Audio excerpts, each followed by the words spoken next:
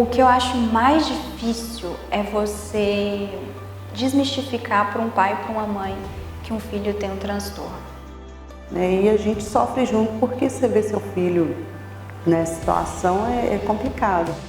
Ele hoje, o psicopedagogo, faz parte da equipe médica, sabe? Tanto que eu tenho um psicopedagogo dentro da minha clínica. Eu amo demais o que eu faço, eu não sei me ver fazendo outra coisa. Então, assim, a gente está aqui para ajudar os pais a não se desesperarem.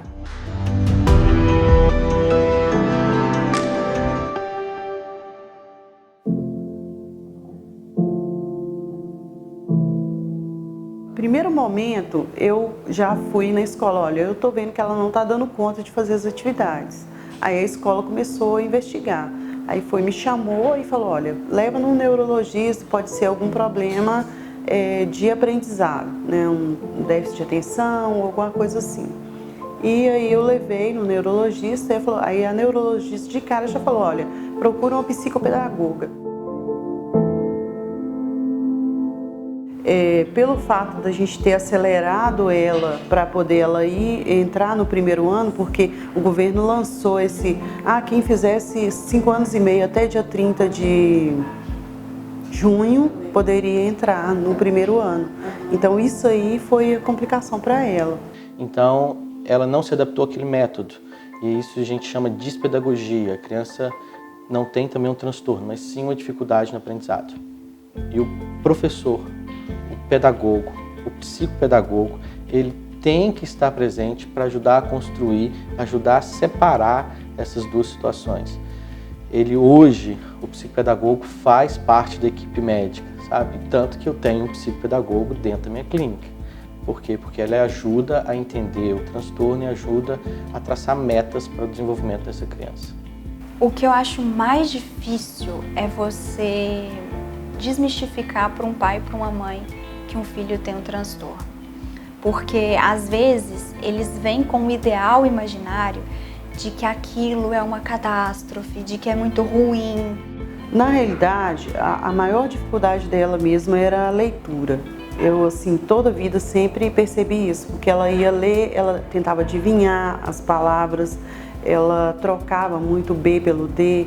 Então, muitas vezes, o trabalho psicopedagogo vai ter que ser voltar na base.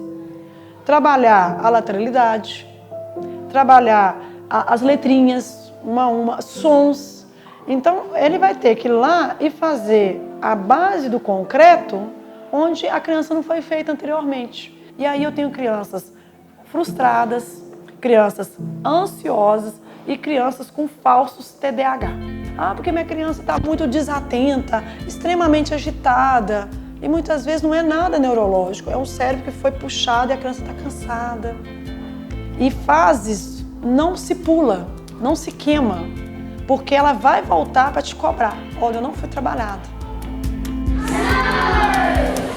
What number is it?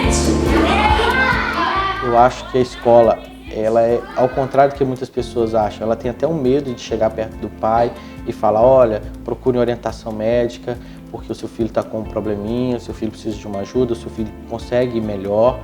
E aí elas freiam, né? Elas têm dúvida se vão ou não mandar pela reação de como os pais vão ficar diante dessa colocação. Não estou dizendo que os pais sejam os problemas, mas é muito difícil às vezes você desconstruir isso. Uma outra coisa é o como isso vai impactar na vida da família, da escola, dos amigos da criança. Porque a partir do momento que eu descubro ou eu sugiro uma hipótese diagnóstica, eu trabalho no processo de psicoeducação para não só a criança melhorar, como a família se adaptar àquela criança. E sempre lembrar, tratamento não é igual ao medicamento. Tratamento é igual a um conjunto de ações. Todas as vezes que eu escorar só no medicamento, eu vou errar. Isso muitas vezes acontece, sabe? O pai quer dar só o comprimido e falar, está resolvido o problema.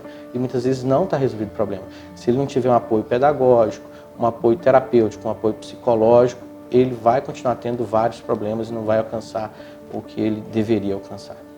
Mas a gente vê realmente um medo muito grande da medicação, que eu concordo que tem que ter mesmo, mas em alguns casos é necessário.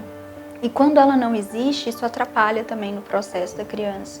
porque mudança de comportamento ajuda, mas a medicação a gente tem que entender que alguns os transtornos são alterações químicas cerebrais, então precisam de intervenção medicamentosa.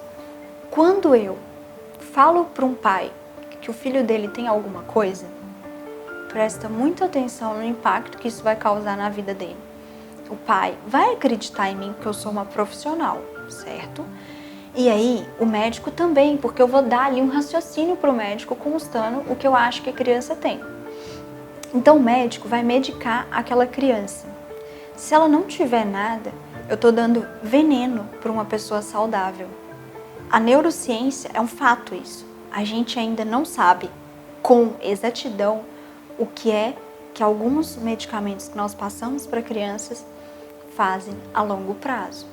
Falar que alguém tem alguma coisa ou não é brincadeira. Eu considero que isso, e muitas vezes, é um crime. Você falar que tem e não ter.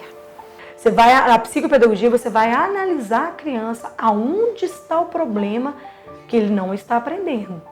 Aí o que acontece? Se for questões psicológicas, o psicopedagogo ele vai transferir isso para o psicólogo.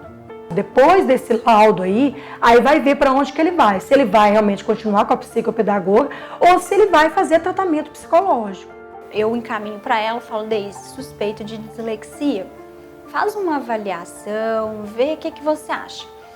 E aí ela faz a avaliação, ela fala, Cris, realmente os sintomas são muito parecidos.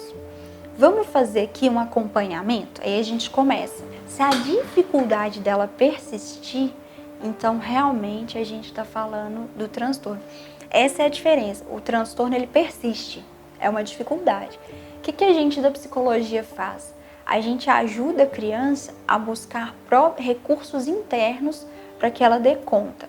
Então, esse diagnóstico, ele é importantíssimo, porque assim, uma professora, ela está com 25, 30 alunos, então ela consegue comparar. O João é diferente do José, e esse diferente do João está atrapalhando ele desenvolver.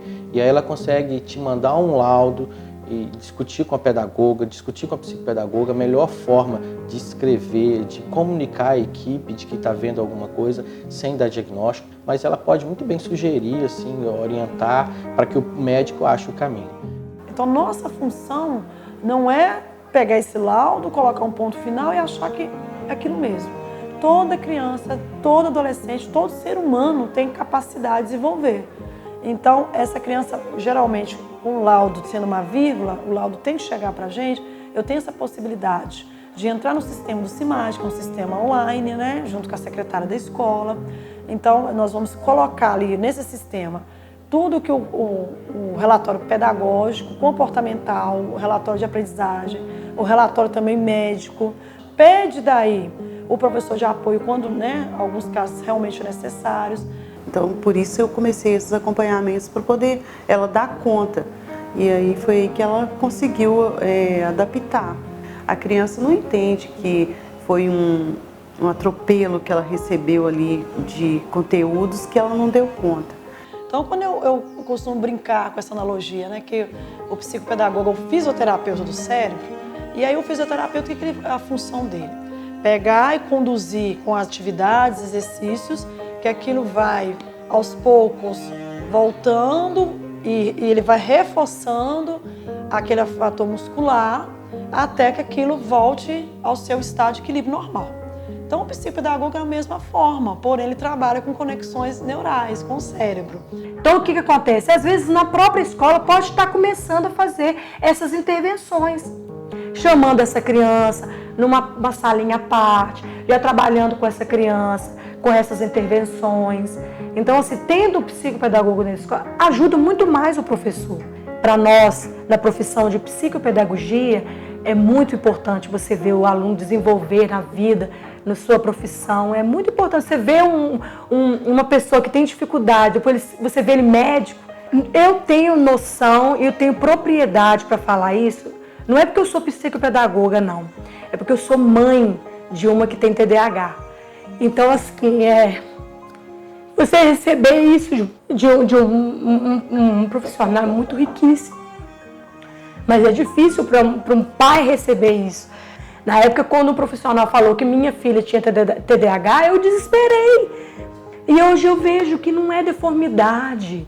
Isso é uma questão do cérebro, de como o cérebro processa as coisas. Para mim é muito importante, eu acredito que todo psicopedagogo que assumir essa área, que ele assuma com muita responsabilidade, porque ele vai trabalhar com vidas. Cada criança que eu tenho a oportunidade de me tocar, elas me tocam também. Cada adolescente, eu aprendo com elas também demais. Então eu acho que é amar o que você faz. Eu acho que eu amo demais o que eu faço. Eu não sei me ver fazendo outra coisa. Então, assim, a gente está aqui para ajudar os pais a não se desesperarem.